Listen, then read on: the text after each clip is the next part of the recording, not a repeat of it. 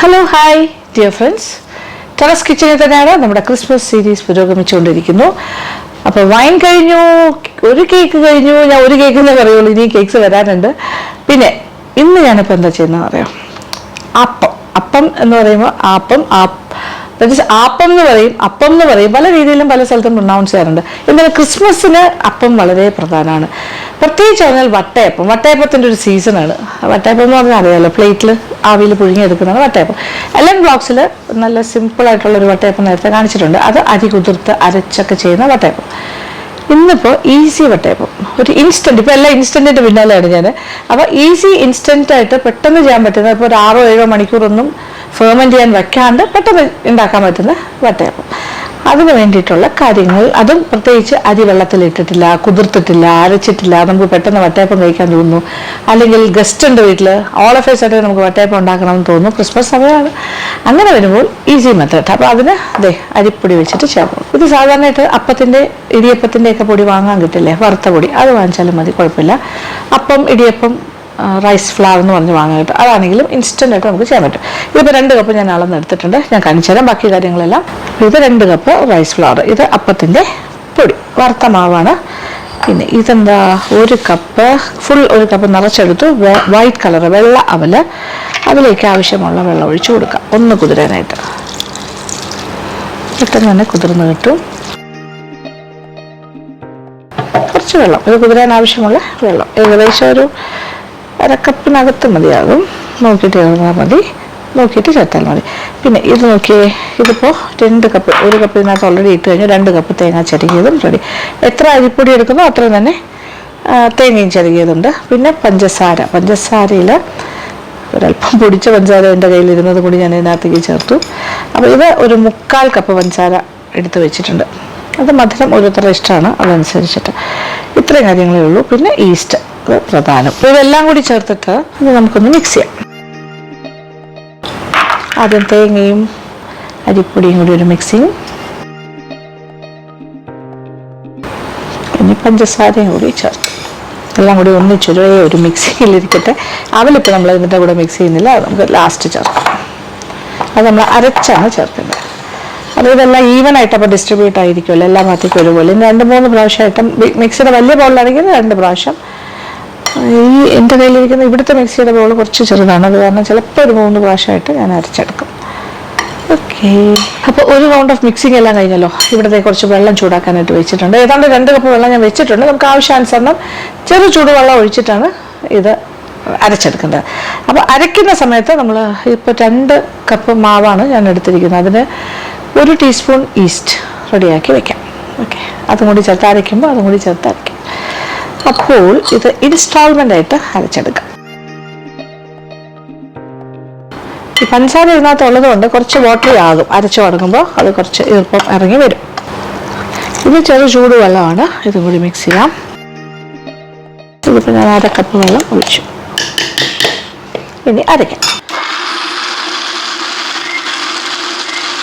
അപ്പോൾ അരിപ്പൊടി അരയേണ്ട ആവശ്യമില്ലല്ലോ, ശരിക്കും പൊടിയല്ലേ, നല്ല ഫൈൻ പൗഡർ ആണെങ്കിൽ. ആ തേങ്ങ ഉള്ളത് കൊണ്ട് അതും കൂടി ചേർന്ന് അരയുമ്പോൾ നന്നായിട്ട് അരയണം. ആ വെള്ളം ഞാൻ 1/2 കപ്പ് വെള്ളമാണ് ആദ്യം ഒഴിച്ചത്, അത്രയും തൽക്കാലം മതി. ഇത് 3 സ്റ്റെപ്പായിട്ടാണ് ഞാൻ അരയ്ക്കാൻ പോണേ. അപ്പോൾ ഒരു പ്രാവശ്യം അടുത്ത ഒരു ലോട്ടും കൂടി എടുത്തിട്ട് ഞാൻ ലാസ്റ്റ് ഇടുമ്പോൾ അതിനകത്ത് നമ്മളുടെ ഈസ്റ്റും കൂടി ചേർത്തിട്ട് അരച്ചെടുക്കാം. അത് തിക്കായിട്ട് തന്നെ ഇങ്ങനെ അരച്ചെടുക്കാം.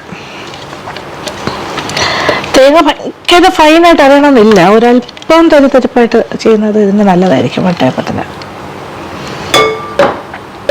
ഇനി ബാക്കിയിരിക്കുന്ന കാര്യങ്ങളും അതുപോലെ മാവ് അരച്ചെടുക്കാം. അപ്പോൾ അടുത്ത സെറ്റും അരച്ചെടുത്തു. ഇനി ലാസ്റ്റ് ബാച്ചിലാണ് നമ്മൾ ഈസ്റ്റും കൂടി ചേർക്കാൻ പോണേ. ഇതിനകത്തേക്ക് 1 ടീസ്പൂൺ ഈസ്റ്റ്. ഇനി കുറച്ച് ചെറു ചൂടുവെള്ളം ഒഴിക്കാം. നേരത്തെ ഒഴിച്ച അതേ ക്വാണ്ടിറ്റി തന്നെ 1/2 കപ്പ് ഒഴിക്കുന്നു.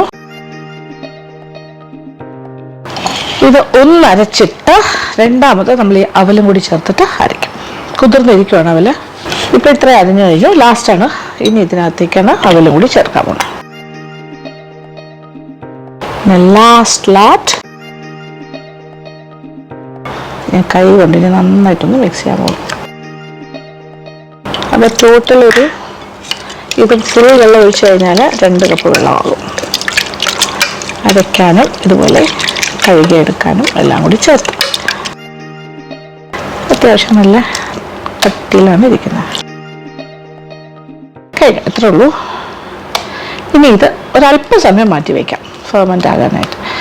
അപ്പോൾ ഇൻസ്റ്റൻ്റ് ആണ് എങ്കിൽ ഒരു 6 മണിക്കൂർ 7 മണിക്കൂറൊന്നും വേണ്ട, കുറച്ച് നേരം അതിനൊരു ഫെർമെൻറ്റേഷൻ പ്രോസസ്സ് തുടങ്ങട്ടെ. അത് കഴിഞ്ഞിട്ട് നമ്മൾ സ്റ്റീം ചെയ്തെടുക്കും നമ്മുടെ വട്ടയപ്പം. ഇപ്പോൾ അരമണിക്കൂർ സമയം ആയിട്ടുണ്ട് നമ്മളിത് കലക്കി വെച്ചിട്ട്. ഓക്കെ, ഓൾറെഡി ഇത് നല്ല പതഞ്ഞു തുടങ്ങി. ഇതിനകത്ത് ഞാൻ ലാസ്റ്റ് ഒരു കാര്യം കൂടി ചേർക്കണു. 1 ടേബിൾ സ്പൂൺ വെളിച്ചെണ്ണ അതുകൂടി ചേർത്തിട്ട് ഒന്നുകൂടി ഒന്ന് നന്നായിട്ട് മിക്സ് ചെയ്യും. നന്നായിട്ട് ഫെർമെൻറ്റഡായി വരുന്ന നല്ല എന്താ പറയുക, നല്ല പൊലിച്ചിരിക്കുന്നുണ്ടോ, ഒരു പതഞ്ഞ പോലെ. എണ്ണയും കൂടി ചേർന്ന് വരുമ്പോൾ കുറച്ചും കൂടി ഒരു സോഫ്റ്റ് ടെക്സ്ചറിലേക്ക് പെട്ടെന്ന് വരും. എണ്ണ ചേർത്ത് കഴിഞ്ഞിട്ട് ഒരു 10 മിനിറ്റ് കൂടി വെച്ച് വയ്ക്കാം. ഓക്കെ, ഇത് നമ്മൾ കലക്കി വെക്കുന്ന സമയത്ത് വേണമെങ്കിൽ വെളിച്ചെണ്ണയും കൂടി ചേർത്ത് വെക്കാം. ലാസ്റ്റ് മിനിറ്റ് വെച്ചാലും കുഴപ്പമൊന്നുമില്ല. പ്യോർ വൈറ്റ് ആയിട്ടാണ് വരുന്നത്. എൻ്റെ ഇതിൽ തേങ്ങ ചെറുകിയതിൽ തേങ്ങയുടെ ബ്ലാക്കിൽ ഒരു എന്താ പറയുക, തേങ്ങയുടെ ബ്ലാക്കിൽ ചിരട്ടയോട് ചേർന്നിരിക്കുന്ന ഒരു ഭാഗം കൂടി കുറച്ച് കയറി വന്നു. അതാണ് ഒരു ചെറിയൊരു ഇടയ്ക്കിടയ്ക്കൊരു ബ്രൗൺ കാണുന്നത്. അല്ലെങ്കിൽ ആ ഭാഗം കുറച്ചെടുക്കുക, വൈറ്റായിട്ട് തന്നെ കിട്ടും. ഇനി മാവിലേക്ക് ഒരല്പം ഉപ്പും കൂടി ചേർത്തിട്ട് മിക്സ് ചെയ്ത് വയ്ക്കാം. മധുരമാണ് എങ്കിലും ഒരല്പം ഉപ്പൊക്കെ വേണമല്ലോ. വെളിച്ചെണ്ണ ഒഴിച്ച് കഴിഞ്ഞിട്ട് ഞാൻ ഉപ്പും കൂടി ചേർത്തു. ഉപ്പൊക്കെ നോക്കിയിട്ട് വേണമെന്നുണ്ടെങ്കിൽ ഇനിയാണെങ്കിലും ചേർക്കാം. മതി, ഓക്കെ, മതിയാകും. അത്യാവശ്യം നല്ല മധുരമൊക്കെ ഉണ്ട്. ഇനി ഒരു 5 മിനിറ്റ് ഇരിക്കട്ടെ. അത് കഴിഞ്ഞിട്ട് നമുക്ക് ഉണ്ടാക്കി തുടങ്ങാം. അങ്ങനെ വട്ടയപ്പത്തിൻ്റെ മാവ് റെഡി. അരമണിക്കൂർ കൊണ്ട് തന്നെ സംഭവം റെഡി. ഇനി ഞാനിത് സ്ഥിരം ഉണ്ടാക്കുന്നൊരു പാത്രമാണ്. ഇത് ഇച്ചിരി കൂടെ ഹൈറ്റിൽ ഞാൻ ആ വട്ടയപ്പം കുറച്ച് നല്ല പൊക്കത്തിൽ ഉണ്ടാക്കാറുണ്ട്. പക്ഷേ തിന്നായിട്ട് വേണമെങ്കിലും നമുക്ക് ഉണ്ടാക്കാം. അപ്പോൾ ഇതൊരു പ്ലേറ്റാണ്, കുറച്ച് ആ ഒരു കട്ടിയിലും കൂടി ഉണ്ടാക്കാം. അപ്പോൾ ആദ്യം അതിൽ തന്നെ ആകട്ടെ. പാത്രത്തിൽ ഇച്ചിരി നെയ്യ് തടവിയിട്ടുണ്ട്. അപ്പോൾ ഇതിൻ്റെ ഒരു കൺസിസ്റ്റൻസി എന്ന് പറഞ്ഞാൽ ഒരുപാട് തിക്കുമല്ല ഒരുപാട് തിന്നുമല്ലാണ്ട് ഈ രീതിയിൽ ചെയ്യണം. പൊങ്ങാനുള്ള സ്പേസ് കൊടുക്കാം. അതിന് കുറച്ചൊന്ന് പൊങ്ങി വരുമല്ലോ, ആ രീതിയിൽ. ഇത്ര മതി. ഇനി ഇത് ആവിയിൽ വെച്ചിട്ട് വേവിച്ച്. ഇനി ഇത് സ്റ്റീമറിൽ ആവി വന്ന് തുടങ്ങിയിട്ടുണ്ട്. മേളിലേക്ക് വയ്ക്കാം. പിന്നെ മേളിൽ ഒരു അലൂമിനിയം ഫോയിൽ ഒരുപാട് പ്രസ്സാവാത്ത രീതിയിൽ ലൈറ്റായിട്ടൊന്ന് ഇട്ട് കൊടുക്കാം. ഇങ്ങനെ മേളിൽ വേപ്പർ ഇറങ്ങിയിട്ട് അതിലേക്ക് ഇങ്ങനെ വെള്ളം വീഴാണ്ടിരിക്കാനാണ്. ജസ്റ്റ് അമർത്തി വയ്ക്കണ്ട, അതായത് അങ്ങനെ അമങ്ങി വന്ന ഇതിലിങ്ങനെ പ്രസ് ചെയ്തിരിക്കണ്ട, അടച്ചു വയ്ക്കാം. ഓക്കെ, അപ്പോൾ ആദ്യത്തെ വട്ടയപ്പം റെഡി ആകട്ടെ. അത് കഴിയുമ്പോൾ സെക്കൻഡ് ഒന്നും കൂടി ഉണ്ടാക്കാം. ഇച്ചിരി നേരം വെയിറ്റ്, ഒരു 10-15 മിനിറ്റ് നല്ലതായിട്ട് ആവി വന്നു കഴിഞ്ഞിട്ട് ഒരു 10 to 15 മിനിറ്റ്സ് ഇത്രേ ഉള്ളൂ. അപ്പോൾ എല്ലാം കൂടി ചേർന്ന് നമ്മളിപ്പോൾ ഇൻസ്റ്റൻറ്റ് വട്ടയപ്പം ആയിരിക്കില്ലേ, നമ്മൾ 6-7 മണിക്കൂറൊന്നും വെയിറ്റ് ചെയ്യുന്നില്ല, ഓവർനൈറ്റ് വെയിറ്റ് ചെയ്യേണ്ട, സുഖം. ഇപ്പോൾ ഒരു 20 മിനിറ്റ്സ് ആയിട്ടുണ്ട്. തുറന്ന് നോക്കട്ടെ. തീ അല്പം ഒന്ന് കുറയ്ക്കാം.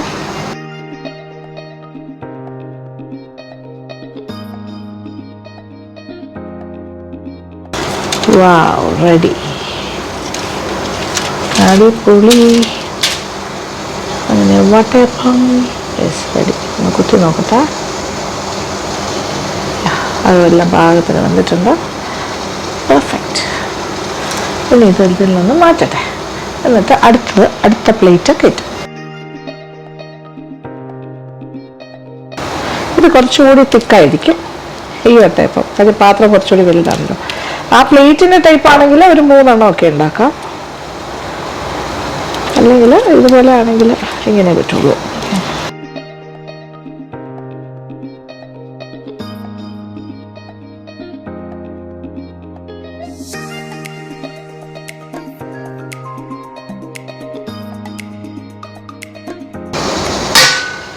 Ready.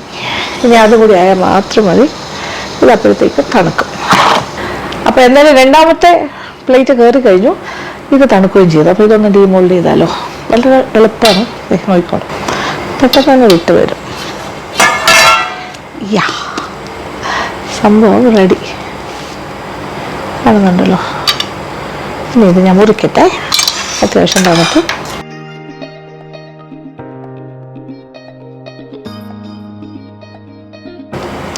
Okay, it's very soft texture കാണുന്നുണ്ടല്ലോ. സാധാരണ വട്ടയപ്പത്തിൻ്റെ അതേ ടെക്സ്ചറാണ്. നമ്മളൊരു അരമണിക്കൂറിൻ്റെ സമയമേ കൊടുത്തിട്ടുണ്ടായിരുന്നുള്ളൂ. എന്നിട്ട് നീറ്റ് ആൻഡ് ക്ലീൻ നീറ്റായിട്ട് വന്നു കേട്ടോ. അത് പറയാതെ നമുക്ക് മനസ്സിലാവുന്നുണ്ടാവില്ല അല്ലേ. Very spongy.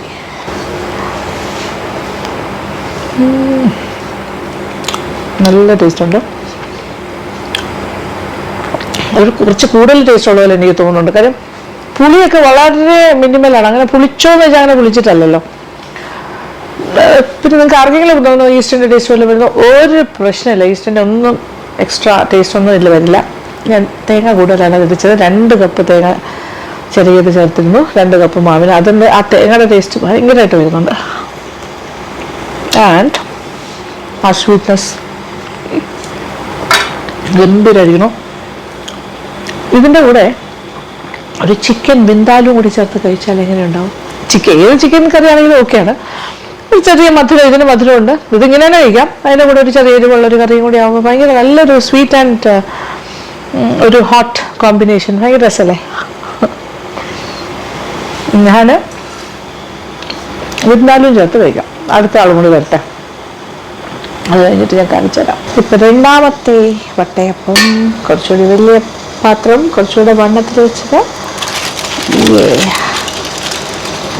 അടിപൊളി.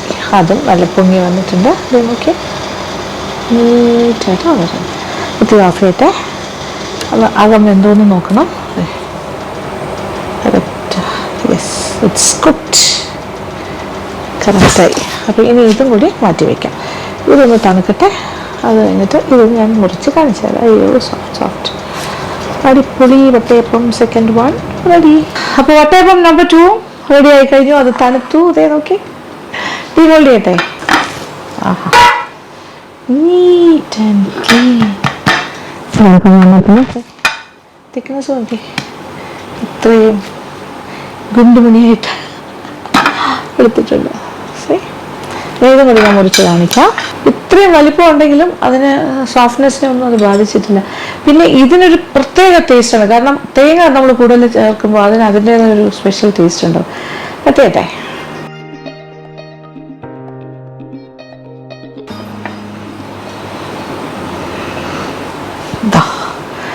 അതിനകത്തെ ടെക്സ്ചർ നോക്കുള്ളൂ. സ്പോഞ്ചി, നല്ല അകത്തെല്ലാം നിറച്ച് ഹോൾസൊക്കെ ആയിട്ട് എക്സാക്ട്ലി നമ്മൾ എങ്ങനെയാണോ ഒരു വട്ടയപ്പത്തിൽ നിന്നും പ്രതീക്ഷിക്കുന്നത് അത് ഫുള്ളായിട്ട് കിട്ടിയിട്ടുണ്ട്.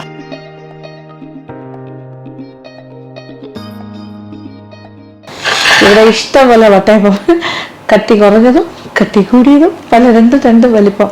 ഇത് 2 കപ്പ് അരിപ്പൊടിയിലാണ് ഞാനിത് ചെയ്തത്. അപ്പോൾ നമ്മൾ അരി വെള്ളത്തിലിടണ്ട, അരയ്ക്കണ്ട, വെയിറ്റിംഗ്. അതായത് അരി വെള്ളത്തിലിട്ടാൽ ഒരു 2-3-4 മണിക്കൂർ വെയിറ്റ് ചെയ്യണ്ടേ അത് കുതിരാനായിട്ട്. അങ്ങനെ വേണ്ട. കലക്കി വെച്ചിട്ട് പിന്നെ ഒരു 3-4-5 മണിക്കൂർ 6 മണിക്കൂർ ഫെർമെൻറ്റേഷൻ ടൈം അതും വേണ്ട. എന്തെളുപ്പമല്ലേ വട്ടയപ്പം ഉണ്ടാക്കണം തോന്നുമ്പോൾ ഇങ്ങനെ ചെയ്താൽ മതി. ഇത് നോക്കൂ, ഞാൻ ഇത് നേരത്തെ ഉണ്ടാക്കിയത് കട്ട് ചെയ്ത് ഈ സൈസിലാക്കുകയാണ്. നമ്മുടെ ഇഷ്ടമുള്ള ഏത് ടൈപ്പായിട്ടാണ് കേക്കെല്ലാം കട്ട് ചെയ്ത് ഈസി ആയിട്ട് സ്മോൾ ബൈറ്റ് പീസസ് ആയിട്ട് നമുക്കിങ്ങനെ കഴിച്ചുകൊണ്ട് നടക്കാമല്ലോ.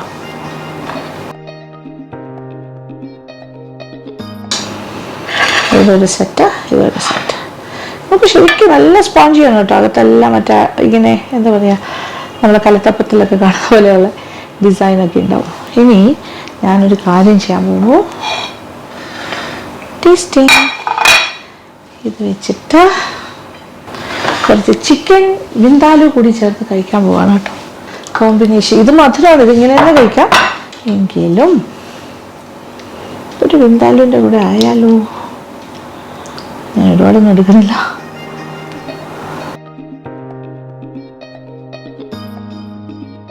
നിങ്ങൾക്ക് തോന്നുന്നുണ്ടോ ഇത് എവിടുത്തെ ചിക്കൻ വന്നു എന്നല്ലേ, ചിക്കൻ വിന്താലു?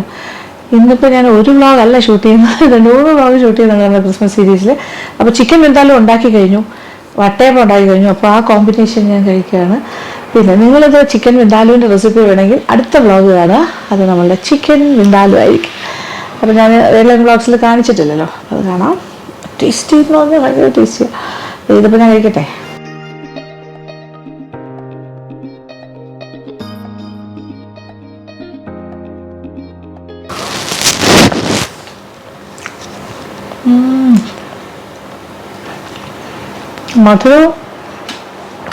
മധുരമുള്ള വട്ടയപ്പവും അത്യാവശ്യം സ്പൈസി ആയിട്ടുള്ള ചിക്കൻ വിൻഡാലു, സ്വീറ്റ് ആൻഡ് ഹോട്ട്. അതൊരു പ്രത്യേക ടേസ്റ്റാണല്ലോ. പിന്നെ നമ്മൾ ഇറച്ചിയുടെ കൂടെയൊക്കെ കഴിക്കാനാണ് വട്ടയപ്പം ഉണ്ടാക്കുന്നതെങ്കിൽ ഇത്രയും മധുരം ഇടണ്ട. ഞാനിപ്പോൾ 3/4 കപ്പോളം പഞ്ചസാര ചേർത്തില്ല. നിങ്ങളൊരു 1/4 കപ്പ് പഞ്ചസാര ചേർത്താൽ അത് 3 ടേബിൾ സ്പൂൺ ചേർത്താലും മതിയാവും. അപ്പോൾ ഇറച്ചിക്ക് നല്ല അതല്ല സ്വീറ്റോട് കൂടി ഇങ്ങനെ മധുരത്തിൻ്റെ ഇതിൻ്റെ കോമ്പിനേഷൻ ഇഷ്ടമുള്ള ആൾക്കാരാണെങ്കിൽ ഇത്ര തന്നെ ചേർത്തുള്ളൂ, കുഴപ്പമില്ല. അപ്പോൾ ഞാൻ കഴിച്ചു തീർക്കട്ടെ. ഞാനിപ്പോൾ ക്രിസ്മസ് അങ്ങ് സ്റ്റാർട്ട് ഓഫ് ചെയ്തിരിക്കുകയാണ്. പിന്നെ തേങ്ങ ഞാൻ ഭയങ്കരമായിട്ട് അരച്ചിട്ടില്ല, ചെറിയൊരു തരിപ്പായിട്ട് അരച്ചു. ഒരു പ്രത്യേക ടേസ്റ്റാണ് തേങ്ങ ഇത്രയും ഇങ്ങനെ ചെയ്യുമ്പോൾ കൂടുതൽ ചേർത്ത് ഇങ്ങനെ ഈ രീതിയിൽ തരിപ്പായിട്ട് അരക്കുകയും ചെയ്യുന്നു. അപ്പോൾ ഉണ്ടാക്കാം നല്ലതായിട്ട്. ക്രിസ്മസ് സമയത്ത് ഇഷ്ടപ്പെട്ടു എന്ന് തന്നെ വിചാരിക്കട്ടെ വ്ളോഗ്. തീർച്ചയായിട്ടും എനിക്ക് ഫീഡ്ബാക്ക്സ് തരാൻ മറക്കണ്ട. കമൻറ്റ് ബോക്സിലേക്ക് വരിക, ഞാനിതെല്ലാം കഴിച്ച് തീർത്തോളാം. Okay, thank you so much. Thank you for watching and keep on watching Lakshmi Nair vlogs. Well, stay tuned to LN vlogs. Christmas series തീരുന്നത് വരെ പ്രത്യേകം ശ്രദ്ധിക്കുക കേട്ടോ. Thank you.